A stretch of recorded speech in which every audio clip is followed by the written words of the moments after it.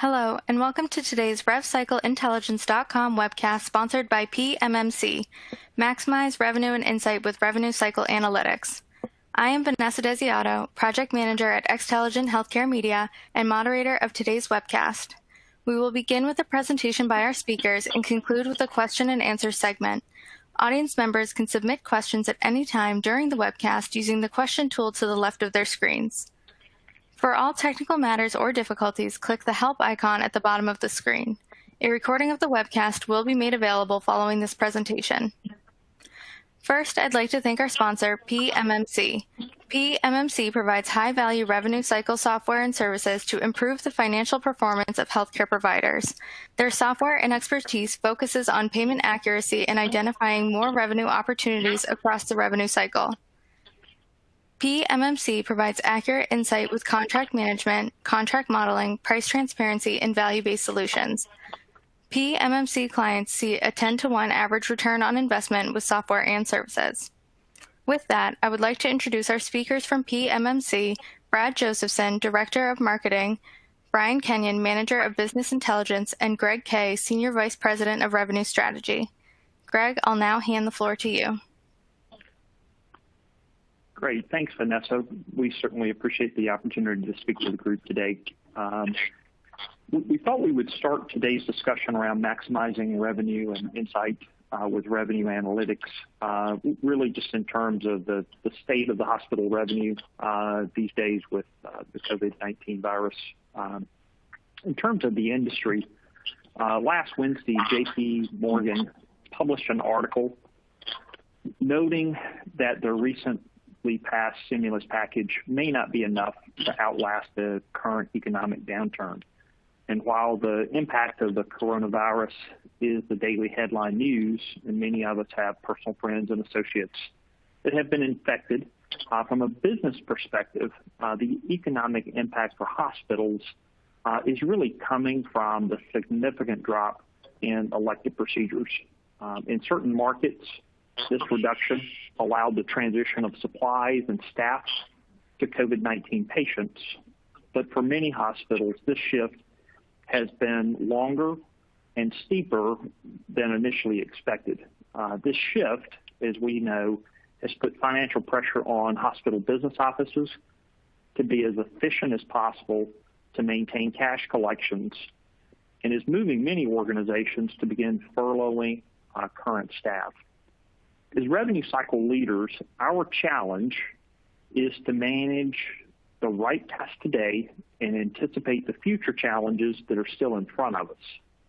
Over the past few weeks, organizations have shifted staff to a work-from-home model, and this includes both providers as well as payers.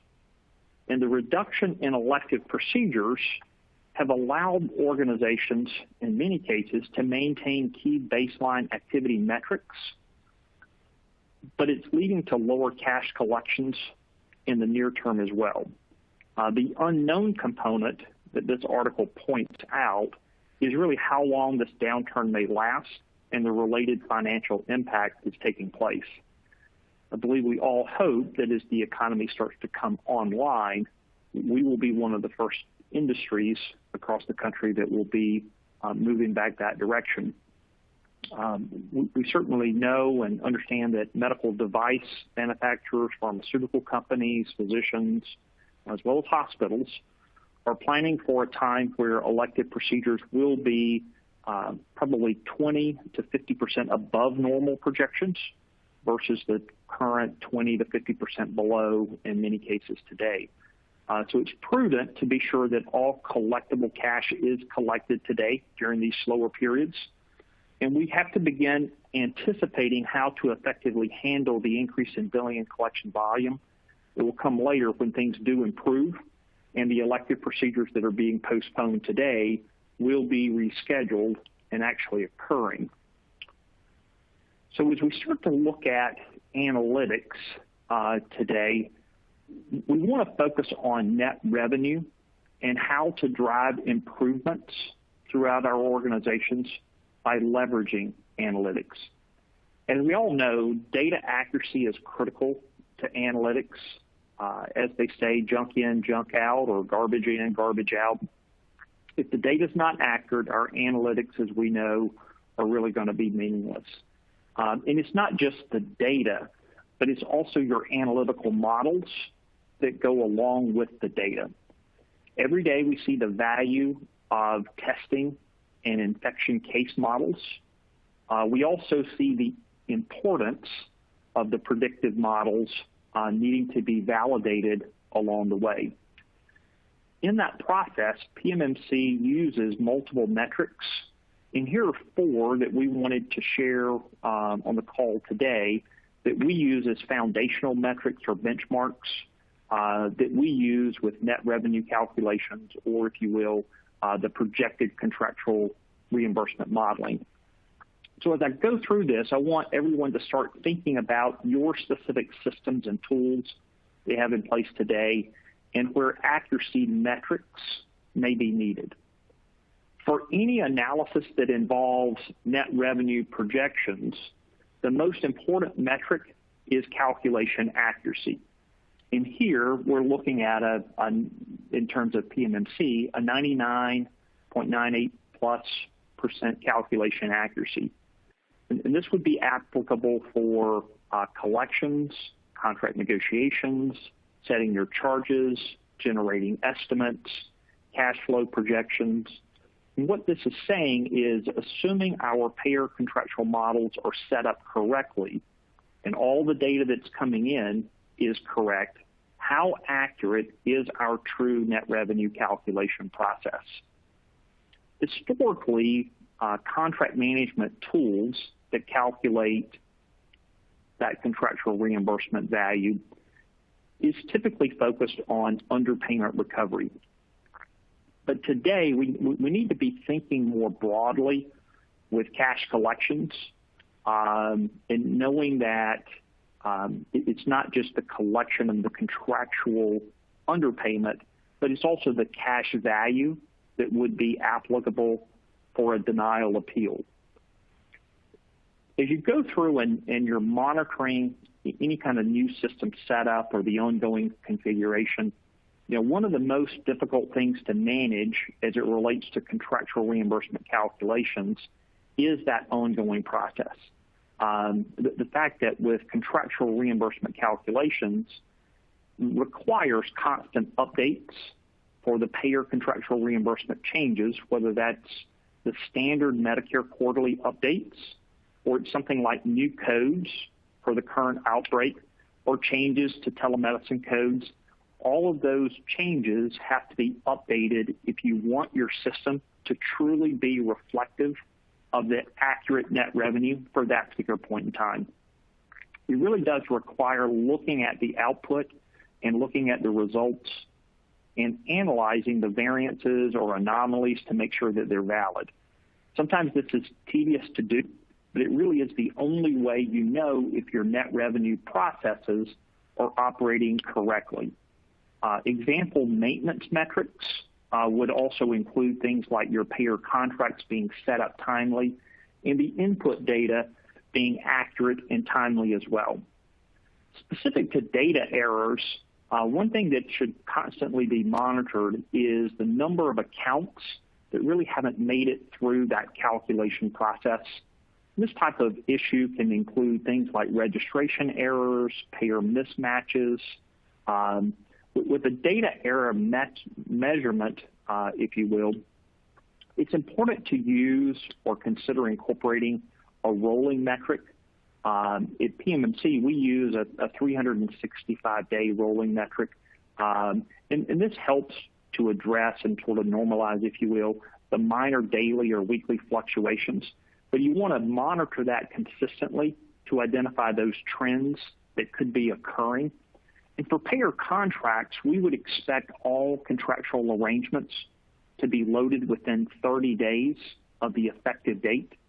So while some payer contracts have annual adjustments and others are quarterly, like Medicare or Medicaid, TRICARE is an example, you should be monitoring payer communications for the smaller updates, things like new codes or changes in terms of reimbursement methodologies.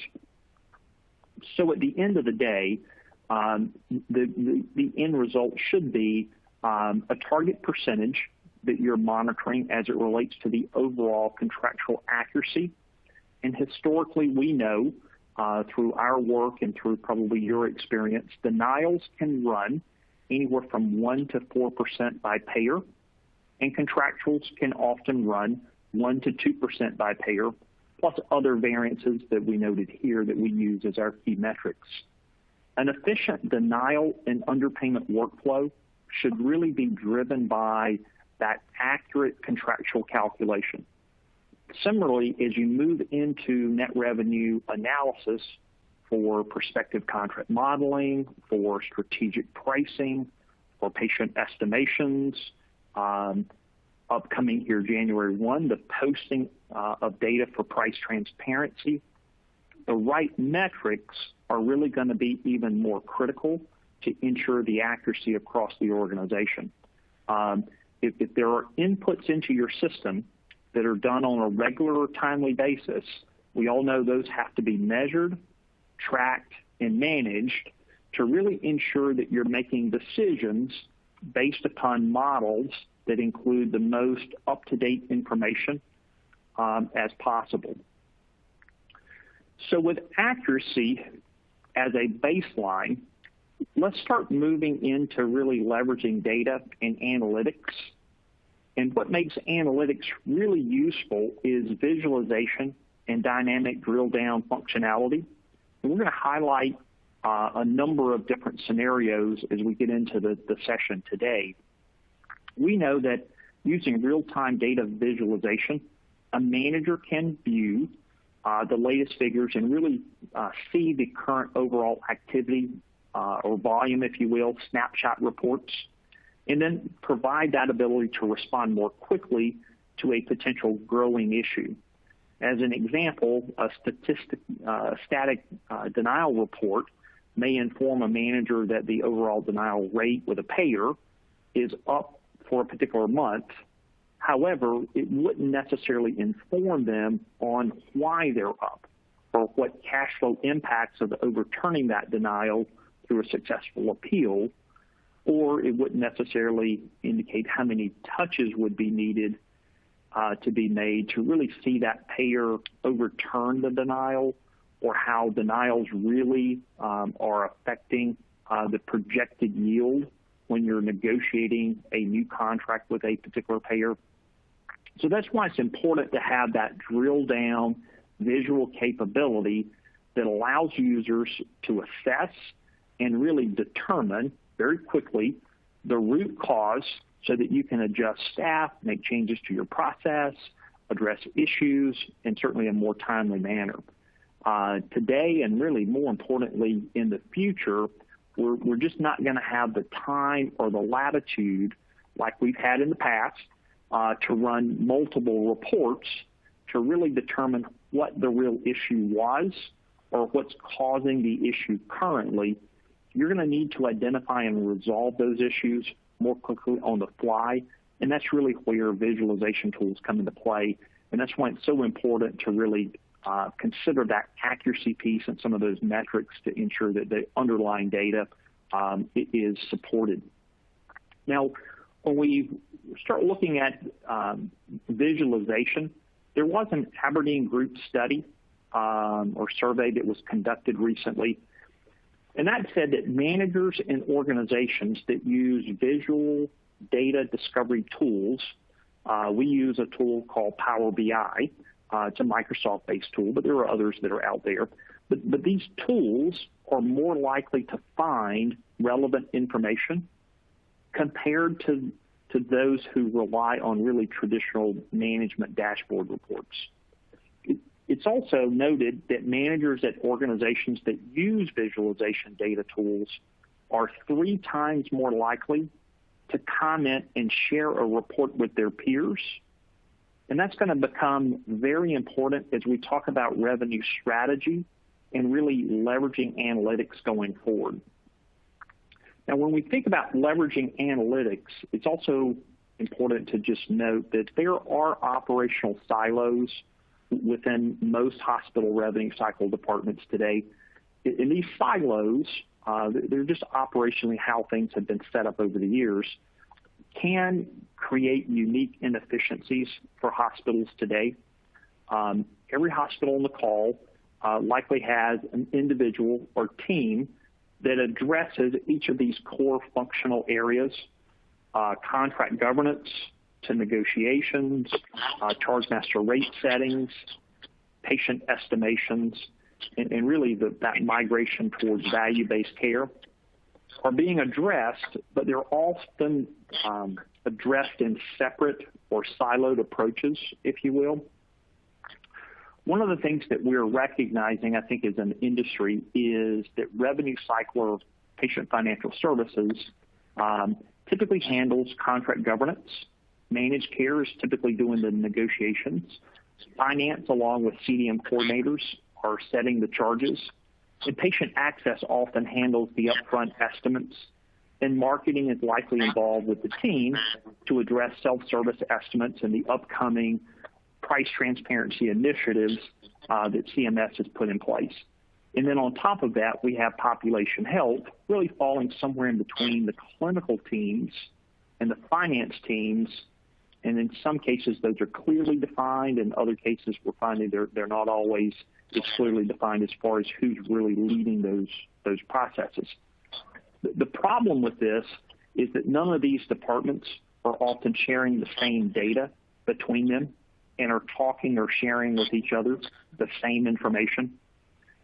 In order to drive revenue across your organization, one of the things that we are recommending and are really starting to see organizations incorporate into their workflow process is starting to break down these silos and take a more integrated approach to their revenue cycle.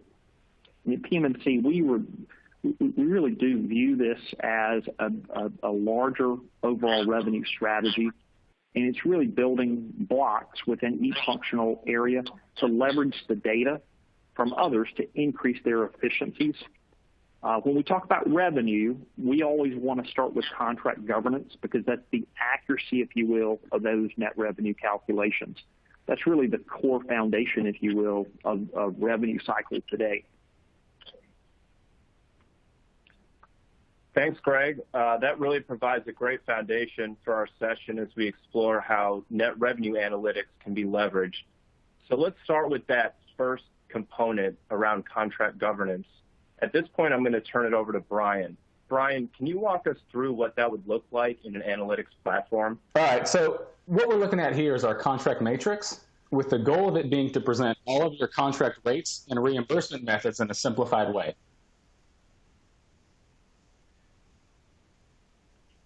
It shows your total reimbursement by reimbursement method, so you can see how much of a contract reimburses by per case, for example, breaks down reimbursement down by department, and then breaks it down further and gives you various contract terms by procedure codes.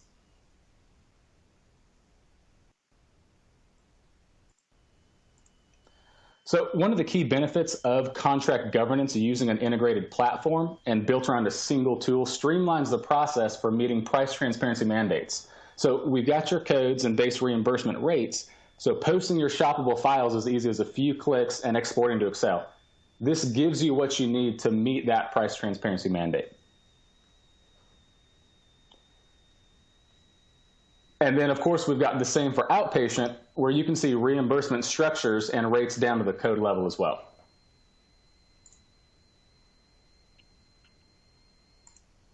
Thanks, Brian. And using the term contract governance, most people would really think of auditing or contract management, but that's really a great example of leveraging the data. And just as a side note, CMS did reference in the price transparency rules, hospitals should be able to print out a report with base rates. So we know that every hospital faces challenges with underpayments and denials. So let's walk through some of those common examples of revenue variances. So Brian, how would you recommend that we start looking into these trends? Yeah, good question. So from an executive perspective, it's important to get the insight you need quickly and easily. So what we've done with our Executive Insight Report is centered around 3 key questions that are important to revenue cycle management and important for executives to maintain a constant pulse on. So it's key to know, 1, if I'm being paid on time and what the age of my AR looks like. What do my denial rates look like? And are my payers paying me what they've contractually agreed to pay me? And once I know my performance, how do I stack up against industry benchmarks? Yeah, and that's really a great high-level snapshot for an executive like a CFO. So then how would we dig a level deeper into detail? Could we look at that by payer? Absolutely. So that leads to our payer scorecard, which is really the anchor of using analytics to optimize revenue cycle management. With our dynamic payer scorecard, you can compare payers against each other to see who is underperforming relative to your payer population, where the greatest AR opportunity is, what your actual cash value of denials are, so what you can expect to receive from the payer by overturning a denial rather than basing it off of charges, for example, and then use that to begin formulating your payer negotiation strategies.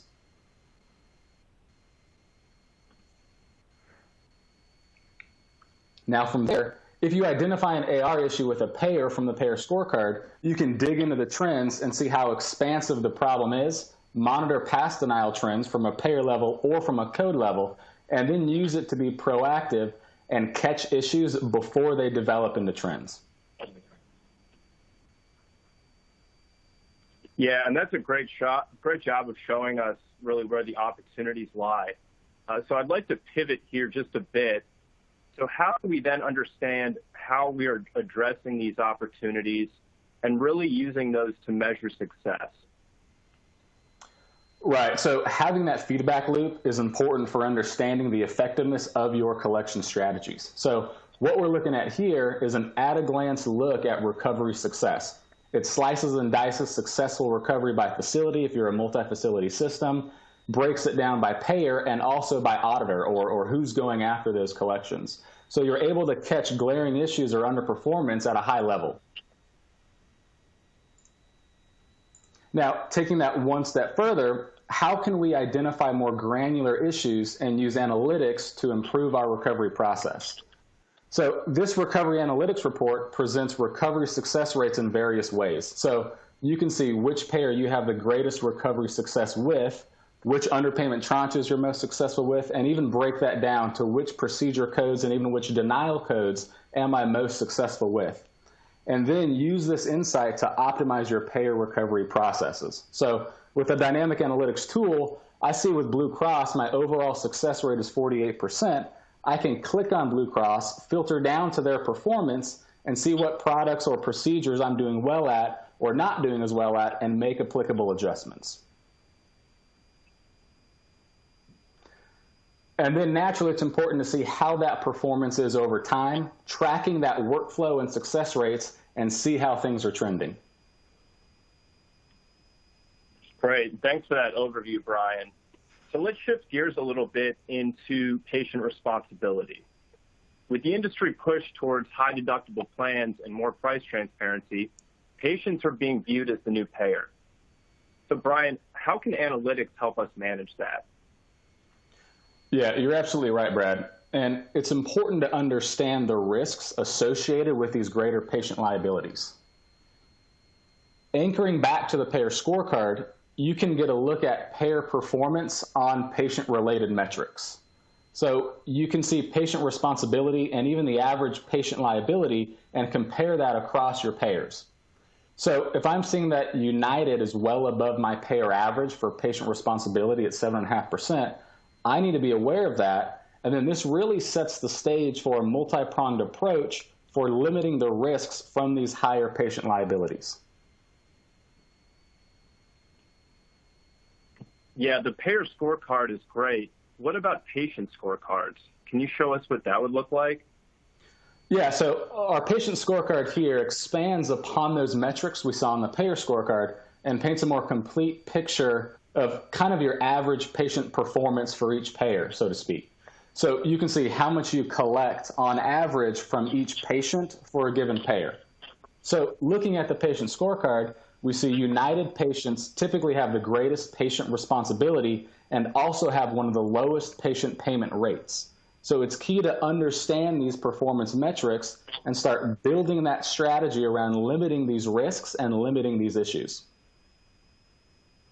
Okay, great. Now, like we did before, let's talk a little bit about success factors that are related to patient responsibility.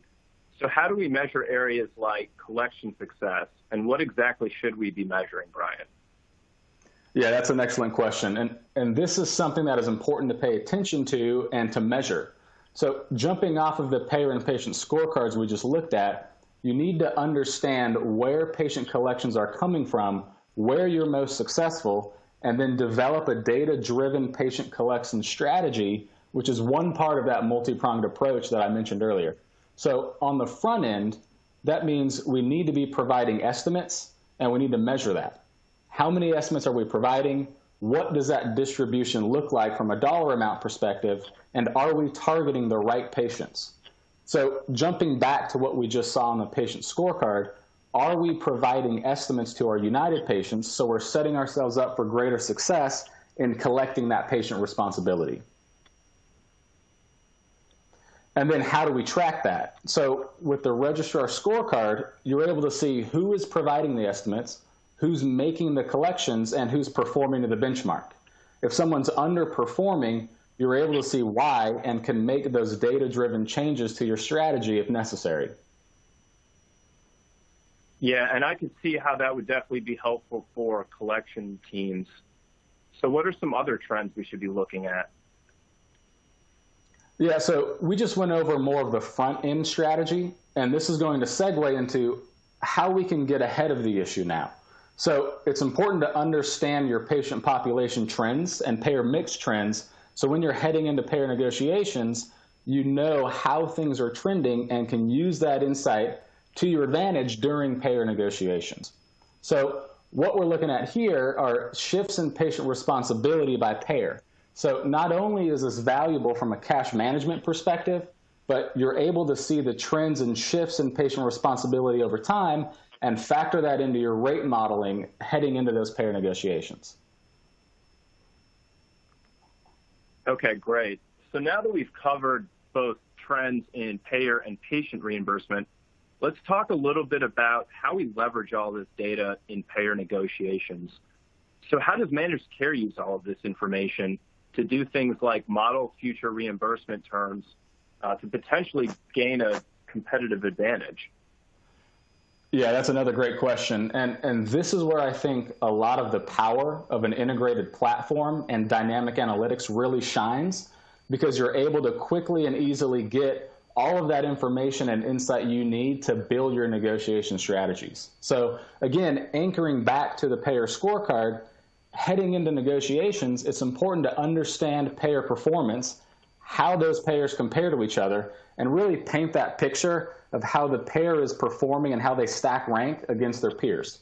So if Cigna's payment accuracy is only 65%, you're having to spend resources to collect those underpayments, which diminishes the value of that Cigna contract.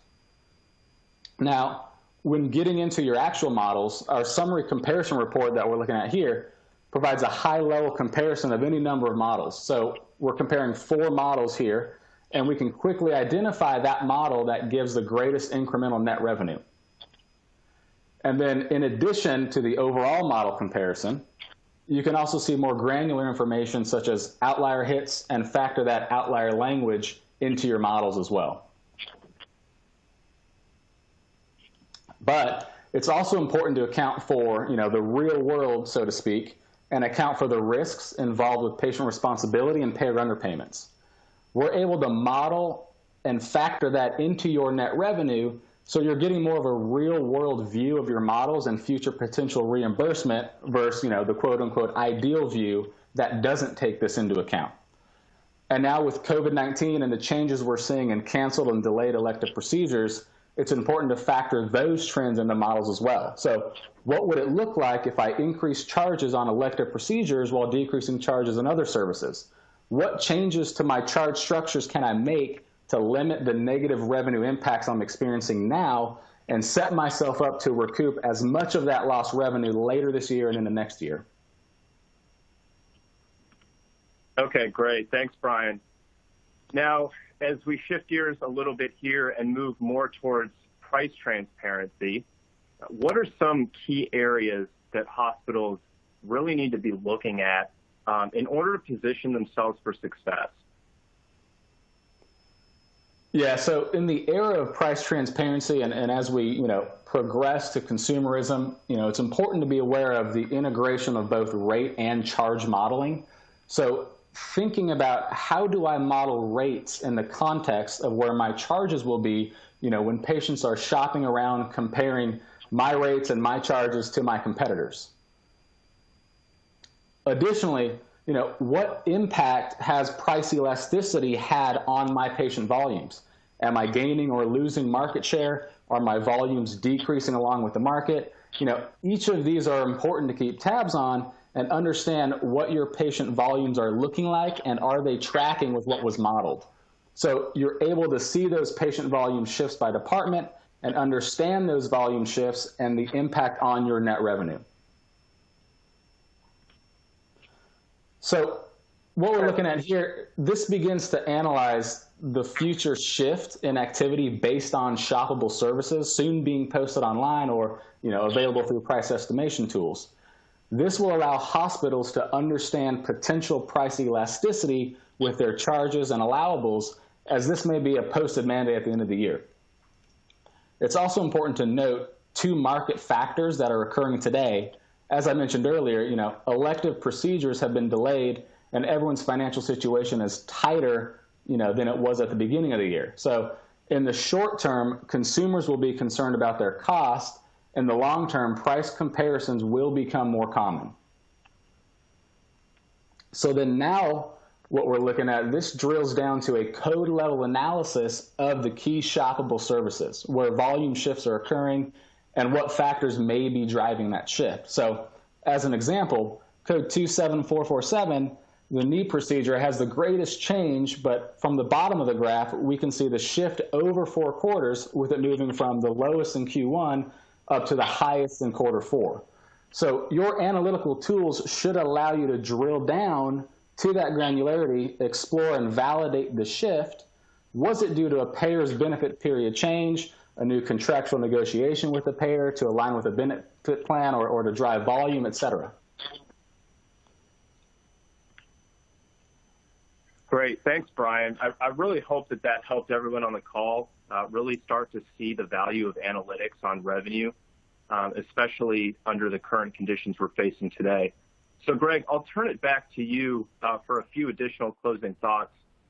Given the current conditions in healthcare today, how can everyone on the call use what we covered to help them plan for the rest of this year and even beyond that?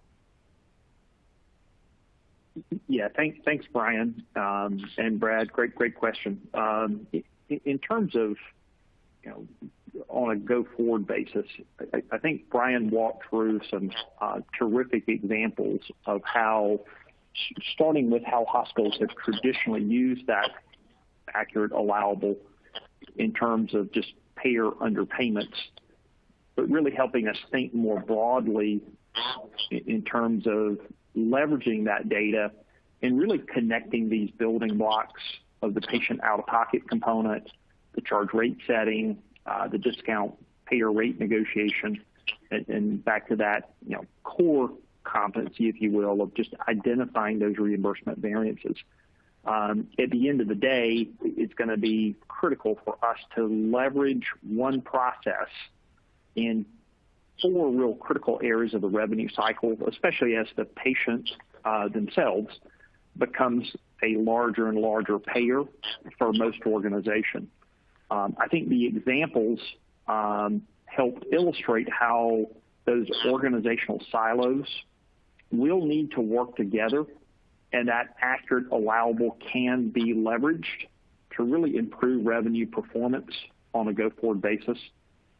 That also means these areas need to not just report to the same executive, but actually be operating and leveraging off of the same integrated platform as it relates to data analytics. As Brian highlighted with different examples, the creation of a new standard charge file for posting come January 1st for the new CMS price mandate, to really looking at reimbursement variance monitoring to moving over and monitoring patient payment activity to really proactively managing your shoppable services. Organizations' payer scorecards are going to have to evolve from being static processes to really being more of a dynamic core competency. Financial reporting is going to need to integrate really to understand not just denials and contractual short pays, but how collections with patients and how do we take advantage of that and really take that into consideration when we're negotiating new contracts and monitoring actuals to projected yield. And as we start to think about strategic pricing and how do we move strategic pricing to really more rational pricing, how are we going to adjust charges and reimbursement as the market, being both consumers, payers, advocacy groups, really move to understand how we compare to others. To win going forward with tighter margins and increased price transparency, we're all going to have to adapt. We're all going to have to be strategic, and we're all going to have the right tools and processes, if you will, to help really succeed as we go forward after the current wrinkle, if you will, gets behind us. So with that, Vanessa, I'll turn it back over, and we can address some follow-up questions that have come in. Thank you so much.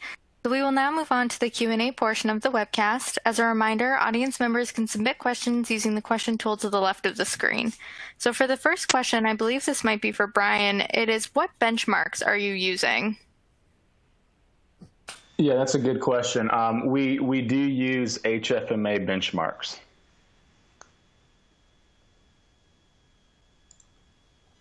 Okay, great.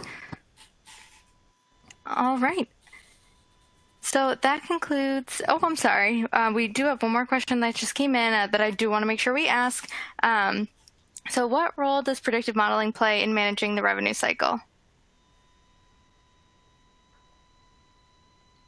Yeah, so I'll take this one. I love talking about this. Great question. So we're doing some really cool things on predictive modeling, getting into machine learning, primarily around the recovery process. So I won't get into too much of the boring details as much as I want to, but really building machine learning models so that we can target our recovery efforts to be optimized and as efficient and productive as possible.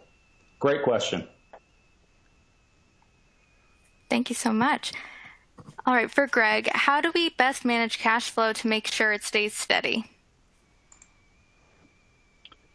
I think it's going to be key to have the right metrics that you guys are looking at and the right staff to align to those metrics. Obviously, most organizations can't control volume. So if your elective procedures are down 20, 30, 50 plus %, that's going to be something that's really out of the revenue cycle's control. But what is in our control is for the services that we are providing. We should be on top of those, make sure we've got the right staff for the initial follow-up. And if we've got additional time at this particular point, we should be looking at older accounts to be sure we've collected everything we can, and we should be also taking advantage of this time to do the additional paperwork that's out there in terms of additional funding, some of the resources that are going to be available through CMS. I know a lot of organizations are starting to do more work, and they're seeing some shifts around traditional services moving to telemedicine. So obviously you need to be on top of that shift, both with Medicare and then doing all the validation with your commercial payers to be sure that the way you're billing Medicare, you've got specific rates set up, you know what the rates are, you know what modifiers should be billed, your sites of service codes that should be billed. All of that should be, you should be using this opportunity right now to take advantage of, kind of the shift that's taking place in being on top of those smaller details. Thank you so much. What shoppable trends are you seeing in the market?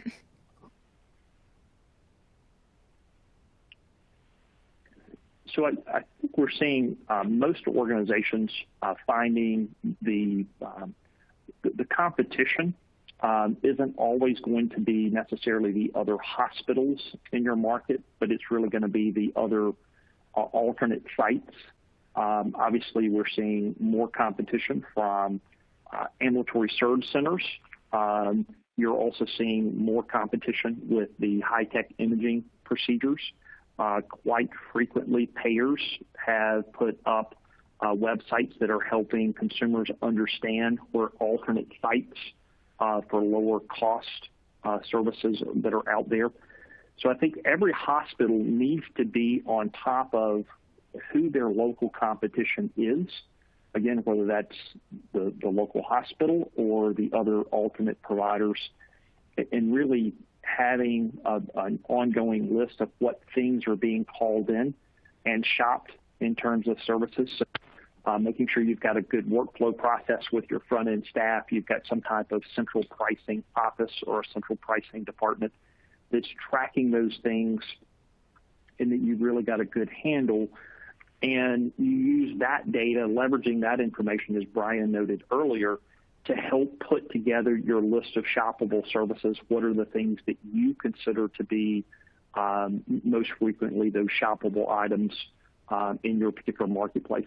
Again, we typically see labs, radiology procedures, high-tech imaging procedures, your endoscopic procedures, some of the ambulatory surge procedures would also likely be on that list. Great, thank you so much. We've got quite a few questions coming in about the revenue silos. Can you elaborate on any advice or plans for addressing the revenue silos? Yeah, I think most organizations need to do initially sort of a self-evaluation. And as a part of that self-evaluation, you want to look at, maybe even using what we've covered today, you want to use that as your utopia of where do we want to end up. And then once you know where you want to end up, as a part of that self-evaluation, you want to really assess within different departments areas today, the ones that we noted, what tools are being used, and truly do an evaluation of, do we have internal tools in those different departments that we could leverage and use across all four areas. That also leads you to more of a gap analysis of, based upon the current tools we have in place, where do we have gaps, where do we have breakdowns, where do we not have the analytical platform components that we need to have in place, so that our managed care team is negotiating contracts not in a separate silo from the way the CDM coordinator is actually setting charges. You need to be looking at, are we truly working in not just a collaborative way, reporting up to the same individual, but are we truly collaborating in terms of the data that we're using on a daily basis? Do we have the right tools in place through that self-evaluation and that gap analysis?